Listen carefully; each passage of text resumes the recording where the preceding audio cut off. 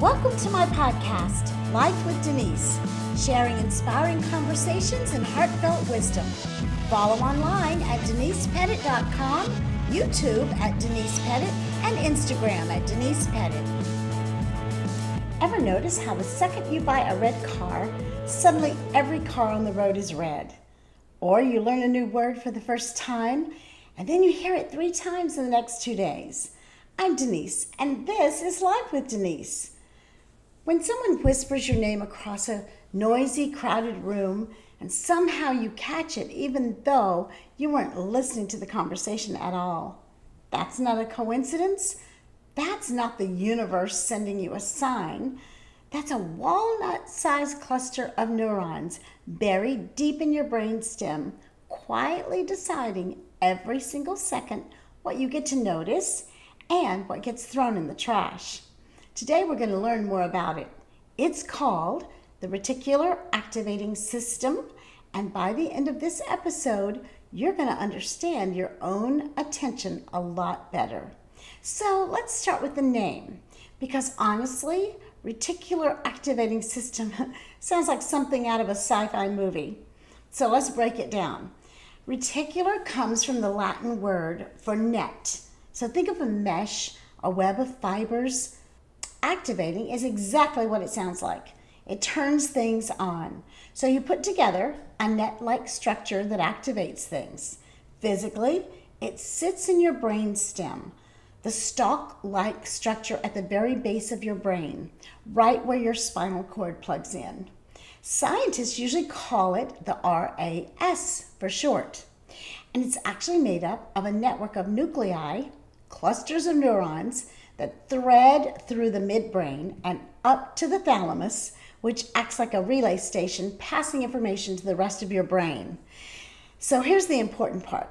Your senses are taking in a genuinely absurd amount of information at every moment. Your eyes alone are estimated to send something like 1 million bits of data toward your brain every second. Sounds and smells, the pressure of your clothes on your skin, the hum of the refrigerator, the temperature of the room. It's all hitting your nervous system constantly. If your brain tried to consciously process all of that, you'd be so overwhelmed instantly. You wouldn't even be able to function. So somewhere, something has to decide how to filter it. Something has to say, this matters right now, so pay attention, and this doesn't, so ignore it. That's the RAS's job. It's essentially like a gatekeeper, or maybe like a better image would be a bouncer standing at the door of your conscious awareness deciding who gets in. The RAS actually does 2 major things, and it's really worth separating them because they get blended together a lot in pop psychology. So job number 1 is the conscious and the arousal. This is RAS's oldest, most well-established role in neuroscience. It's what wakes you up in the morning. It's what keeps you alert during the day, and what regulates your transitions into and out of sleep. Damage to the RAS from a severe, like a brainstem injury, for instance, can result in a coma because the brain literally loses its ability to maintain wakeful arousal. This is well documented in clinical neurology. It's one of the reasons the brainstem injuries are so serious. So on a basic biological level, the RAS is the thing that keeps the lights on in your brain at all. And then job number 2, this is selective attention and filtering. This is the part that people find more interesting. And it's the part connected to those examples from the beginning of the show. The RAS helps determine which sensory information gets escalated to your conscious mind and which gets filtered out as background noise. This is why you can sleep through a familiar sound, like even your own snoring, or traffic outside a window where you've lived for years. But jolt awake the instant you hear an unfamiliar creak in the house. Your RAS has essentially learned that certain sounds are safe to ignore and others are flagged as Important, wake up. It's the same mechanism behind the phenomenon researchers call the cocktail party effect. The fact that in a loud, crowded room full of overlapping conversations, you can still pick out your own name out of all the noise the moment someone says it. Your conscious mind wasn't tracking that conversation, but some part of your brain was still scanning everything in the background, and it flagged your name as relevant enough to bring to your attention. So let's go back to the example of the red car. This effect actually has a name in psychology. It's called the Bader-Meinhof phenomenon, or more formally, the frequency illusion. And it's a great case study for how the RAS and your brain's priming systems work together. Here's what's really happening. Red cars don't suddenly become more common the day you bought yours. They were always there at roughly the same rate. But what changed is the red car became relevant information to your brain. You have a new personal stake in it.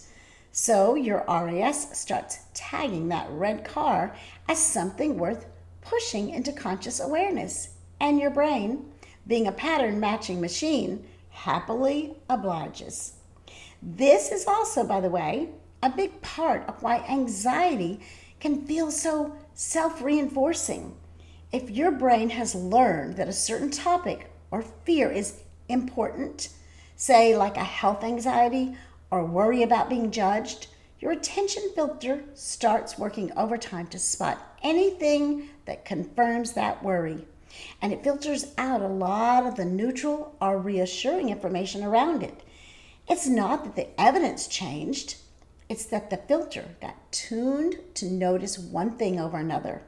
Understanding this is genuinely useful because it means a lot of the world is confirming my fear experiences are actually my attention system is doing exactly what attention systems do experiences.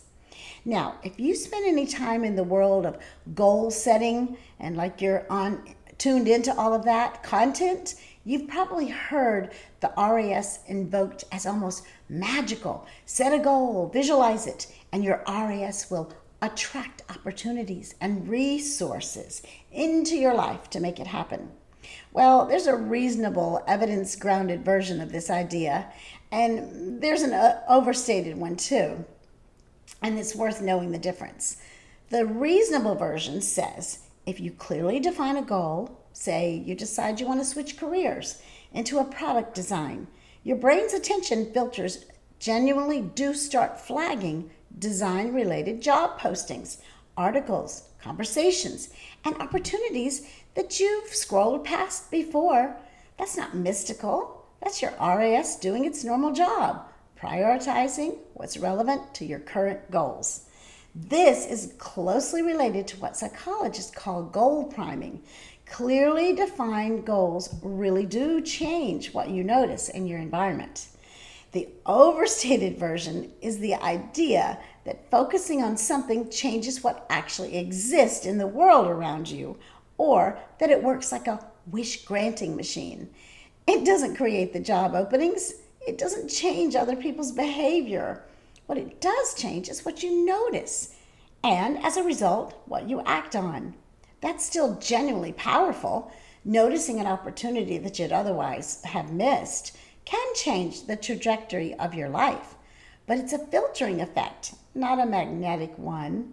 So if someone tells you the RAS will manifest your dream house, the reality and the translation is this: clearly defining what you want will make you far more likely to notice the resources, the information, and the openings that help you to get it. Less mystical, but honestly so much more useful. So what do you actually do with this information? There's a couple of practical things to apply. First, be in specific matters. Vague goals give your RAS nothing to filter for. I want to be healthier doesn't give your attention system much to work with. Instead, I'm looking for a 20-minute strength routine I can do at home. That gives it a target, and you'll likely start noticing relevant content, gyms, routines, and conversations you'd otherwise have tuned out. Second, be mindful on what you're training your filter on. If you spend your mental energy rehearsing worry, your attention system gets better at finding evidence for those worries. If you deliberately spend time noticing things that are going well, your filter strengthens that too. This is part of why gratitude practices have some genuine psychological backing. You're not lying to yourself about reality. You're redirecting a limited attentional resource toward different parts of an already complex reality. And third, protect your sleep and arousal system. Since the RAS is so central to regulating wakefulness, things like chronic sleep deprivation, excessive alcohol, or certain medications can blunt the system's ability to do its filtering job well, which is part of why poor sleep makes it so much harder to focus or filter out distractions the next day. So the next time you buy something and suddenly you see it everywhere, or you catch your name across a noisy room, you'll know exactly what's happening. It's not fate. It's not the universe winking at you. It's a small structure at the base of your brain quietly deciding moment by moment what deserves your attention out of the millions of signals competing for it. And maybe the most useful takeaway is this: you have more influence over that filter than you might think. What you focus on repeatedly is, in a very real neurological sense, training your brain's bouncer on who gets let in the door. Thanks for listening. This is Life with Denise. I'm Denise, and I'll catch you in the next episode. Thank you for listening to Life with Denise, sharing inspiring conversations and heartfelt wisdom. Follow online at denisepettit.com, YouTube at Denise Pettit, Instagram at Denise Pettit. See you next time.